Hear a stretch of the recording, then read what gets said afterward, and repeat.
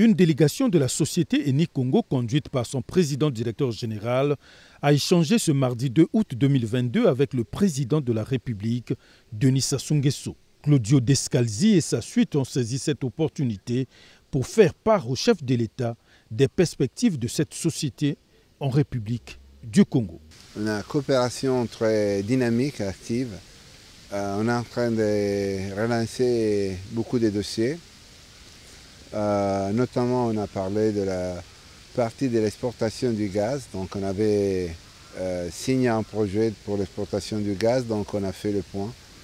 C'est un projet divisé en deux phases pour commencer la première production fin 2023, quatrième trimestre 2023. Donc, on a vérifié le projet dans les détails pour voir si on était dans les temps.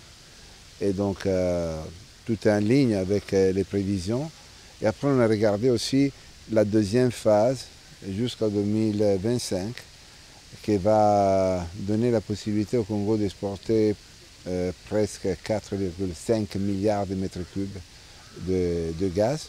Hormis le gaz, le PDG de la société Eni Congo a également fait part d'un projet agricole. On a parlé des projets agricoles, on a avancé aussi sur les projets agricoles pour la production d'huile pour les bioraffineries.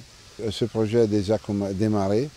On a différentes étapes pour arriver à produire déjà en 2023 presque 30 000 tonnes d'huile pour après l'envoyer à les bioraffineries, après 60 000 l'année 2024, jusqu'en 2025 à 150 000 tonnes d'huile. On a commencé à former les agriculteurs, on a commencé à signer des contrats avec les agriculteurs et donc l'activité a démarré. Cette audience dont le point central est l'exploitation du pétrole et du gaz au Congo est bel et bien le témoignage de ce que l'or noir représente jusqu'à nouvel ordre un facteur de développement économique du pays.